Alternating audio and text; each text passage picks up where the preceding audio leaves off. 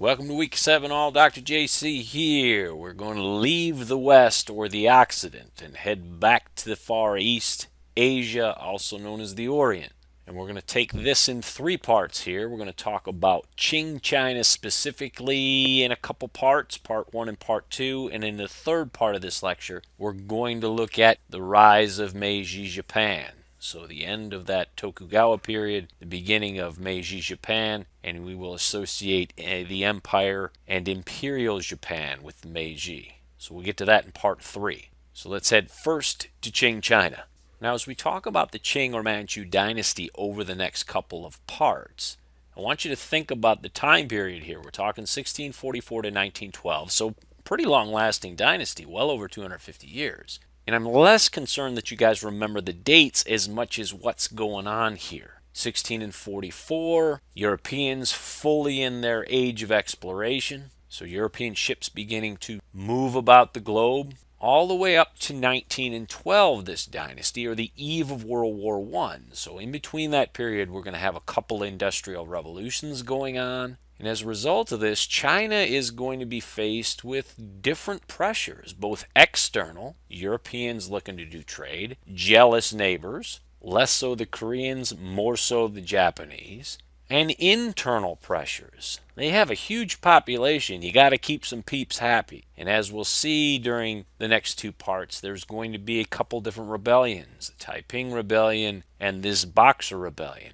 So external forces and internal forces are going to have a huge impact on the Qing dynasty's ability to stay relevant and eventually fall into decline. And we'll talk about reasons why that takes place. I mentioned the external pressures. We'll start here with the British and the French and these opium wars, the First and Second Opium War. We're not going to fight them in detail. We'll give you the Cliff Notes version, but very, very important events. And in some ways, they're going to shape and color China's desire or perhaps furrowed eyebrow at dealing with Europeans. The Qing Chinese had long tried to control European trade into China itself. And as shown on this slide here, European factories in Guangzhou, or Canton, as the West would call it. The Qing Chinese established this trading center in the southern part of their country, and European merchantmen and traders could set up shop here, and it was a way for the Qing to control the flow of trade in and out of the country. It's worth noting here, too, that Guangzhou had long had a history of trade. In fact, it was a major terminus on the maritime aspect of the Silk Road. So it made good sense to have Europeans housed here. As a way to try to get around this Canton system, and as a way to extract the large reserves of silver held by the Qing government, and the hoarding of gold and silver is an aspect of mercantilist theory. For those interested in that, I'd ask that you Google it. The British began to leverage opium with foreign traders. In exchange for silver, the British would provide opium. And it would be foreign traders, black market traders, whatever it might be, looking to get these illicit goods. Highly addictive, ridiculously lucrative to be sure. The British had plenty of this opium. They grew it in their Indian colonial possessions in India. India conquered by the British East India Company, which is a little sidebar here. If we think multinational corporations are strong today, imagine back in this day when they had their own armies as well. Save that for an entirely different discussion. But what the British were doing then was circumventing the Canton system, pulling the supply and reserves of silver out of China, and at the same time getting their people addicted on this highly addictive drug. And thus, as you may imagine, the Chinese were pissed. I mean, it's bad enough you're getting people hooked on their drugs, but if they can't even control the trade or profits that are made from these drugs, this is doubly problematic. As a result of that, the emperor moves to ban the opium trade altogether, seizes several thousand chests of opium, and basically blockades foreign trade in and out of Canton. The British response here is largely predictable, especially because of what might be viewed as an overreach by the Qing emperor. Now, the British Parliament and Crown didn't have any problem with the Qing government saying, look, we are going to go ahead and prohibit opium. That was their right. The British were fine with that. But when you begin to impact British trade, Britons abroad, that's a different game altogether. And as a result of that, the British, the growing and fast becoming naval dominant power in the globe, they're going to apply what we would refer to as gunboat diplomacy. I'm going to send a naval armada there, and we're going to light your world up, baby. And that's precisely what the British are going to do. And in a series of engagements, many of them naval engagements, the Qing stand no chance against the British firepower. They just don't. And in August 1842 in Nanking, the Qing government's forced to sign a very, what they referred to as, unequal treaty. Not only are they going to be forced to open up various ports throughout Asia to the British, not only are they going to have to pay for the confiscated opium, but they're also going to cede to the British Hong Kong Island. And for the Qing government, therefore, if you were trying to control the trade of European flow of trade through Canton, good luck now trying to control it, because it's going to be coming in from all sorts of ports and points.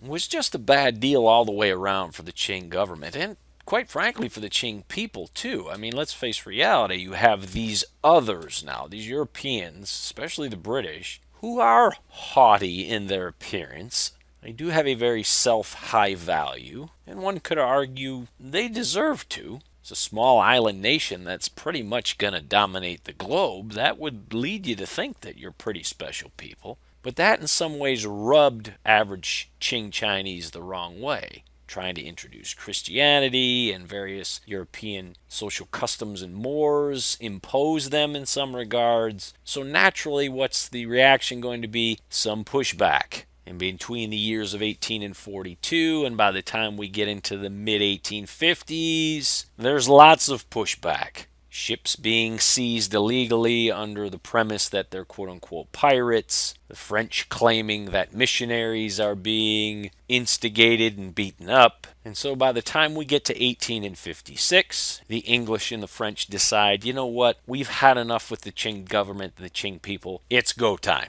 Let's go to war. Before getting into briefly talking about this Second Opium War, a couple phases associated with the war, I'd like to point out the time period here, 1856 to 1860. This is a war that's going to be thrust upon the Qing government at a most inopportune time, largely because they are in the throes themselves of a civil war known as this Taiping Rebellion. So I want to run us down this rabbit hole a little bit and talk about the Taiping Rebellion in relation to then this larger Second Opium War. The Taiping Rebellion was led by Hong Shitren, the individual depicted at the bottom of this slide here, known as the Heavenly King. He was a convert to Christianity, so here's some European influence, yes? And he also claimed to be the brother of Jesus. Now, I'll leave the latter up to you to decide. I guess if we're all going to have siblings, Jesus would be pretty good. Although, damn, I don't know I'd want to try to live up to that example. But Hong Shitren was quite the charismatic individual and leads this enormous uprising in the south of China against the Qing government. Interestingly enough, Hong Shitren here is going to ultimately suffer defeat not just from the Qing government, but from a Qing government aided by British and French troops.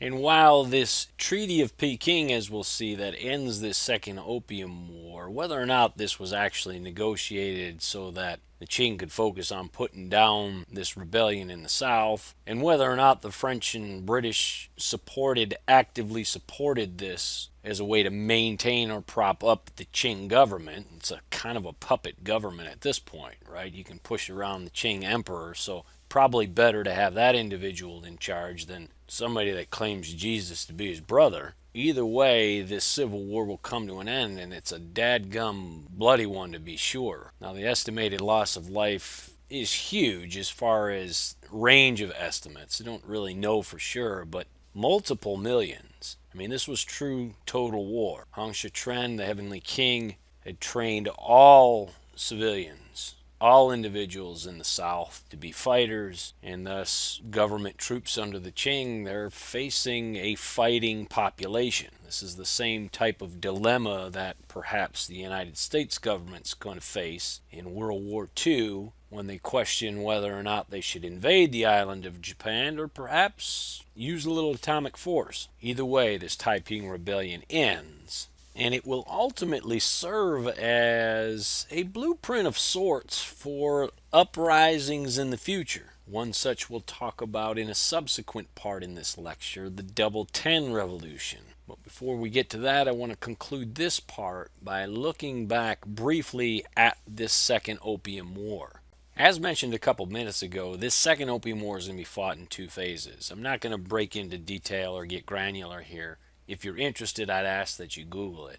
But do understand that the French and the British are going to be successful. They are going to force the Qing government at this convention of Peking to give up the ghost, surrender, and then they will go about putting down the Taiping Rebellion. At the end of all this conflict, however, the Qing have to question what's going on here. What's the impact? And therefore, I'd like to conclude with the impact. The outcome and impact of this Second Opium War is going to be immense. I mean, if the Qing Chinese thought that that Treaty of Nanking that ended the First Opium War was quote-unquote unequal, an unequal treaty, I don't know what the devil they'd characterize this as. And rather than work through each of these individual points here, all of them enormously impactful, I want to focus specifically on the last point here, the one that's underlined. In a technology and society class that I teach, one of the underpinning themes that we discuss throughout the course is a transfer of technology. How does technology get transferred? Well, one of the ways it can get transferred is through force. And the Qing came to recognize quite quickly that they no longer could either literally or figuratively hide behind their walls because technology had advanced beyond their isolation. No longer could they seal themselves off from the outside world. They could do that in previous centuries when they controlled nearly 60% of the world's productivity and output. But by the time we get to the 1800s anymore, no, baby, no. And as a result of that, the Qing Chinese recognized we have to embrace Western technology. I mean, hell, we outnumber these folks 10 to 1, and they took us behind a woodshed. They kicked the crap out of us twice. And as a result of that, then, the Qing government says, okay, we are going to go ahead and embrace Western ideas, Western engineering, Western technology. And thus begins this so-styled self-strengthening movement in China. This self-strengthening movement in China was a move towards the adoption of not just Western manufacturing and technology, not just Western weaponry and tactics, but also Western ideas as it relates to foreign policy and diplomacy. And as the dates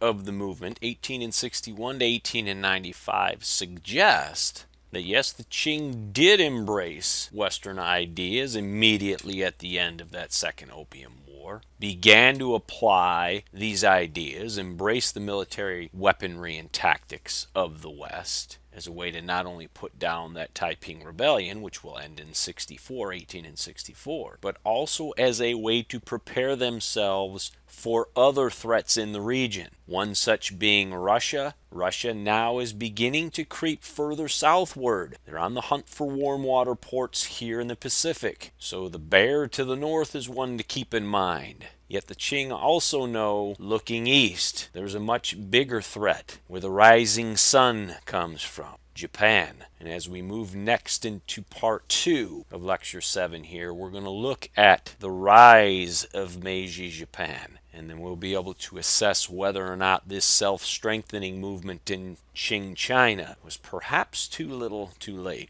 Dr. JC out here, part 1, lecture 7. See you in a few for part 2.